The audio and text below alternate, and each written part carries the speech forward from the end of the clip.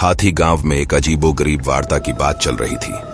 वहां के लोग कह रहे थे कि उनके गांव में एक भूत आ गया है। उनके वास्तविकता में यकीन नहीं हो रहा था, लेकिन एक रात जब सभी लोग सो रहे थे, वह भूत इंसानों को परेशान करने लगा। इस भूत का रूप देखकर किसी के होश ही उड़ जाते थे। यह भूत बड़ा ही भयंकर था। उसकी आंखें जल रही थीं और उसका चेहरा डरावना था।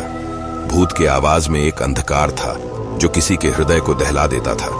उसकी दहशत गांव के हर व्यक्ति को डराने लगी। एक दिन गांव के नियंत्रण विभाग ने निर्णय लिया कि वह इस भूत की तलाश करेगा। सभी कर्मचारी लड़के और लड़कियों के साथ उस भूत की खोज में निकल पड़े। गांव के सभी मकानों को जांचने के बावजूद उन्हें किसी भूत की संकेत मिला नहीं। रात के समय जब उन्होंने सभी उम्मीदों को खो दिया था, एक कर्मचारी ने अचानक एक वृक्ष को देखा। वह वृक्ष असामान्य दिख रहा था, जैसे उसमें कुछ गड़बड़ हो रही हो। कर्मचारी ने उस वृक्ष के पास जाकर उसे नजदीक से देखा। तब उसे एक चुटकुला सुनाई दिया। वह चुटकुला भूत के दरवाजे खोलने के लिए होने वाली वाणी से सुनाई दिया।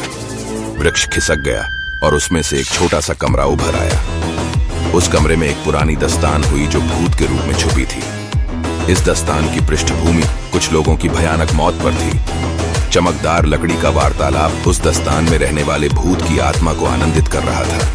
जब उसे उठाया गया तो वह भूत बहुत चिढ़ा हुआ था। एक कर्मचारी ने उसे फांसी की 2 रस्सियां लाईं और उन्हें दस्तान के अंदर लगाईं। भूत की वाणी फिर से गूंजने लगी और उसकी डरावनी हंसी गांव में फैल गई। भूत की दस्तान को फांसी लगाने के बाद गांव में आराम से रातें बिताने लगीं।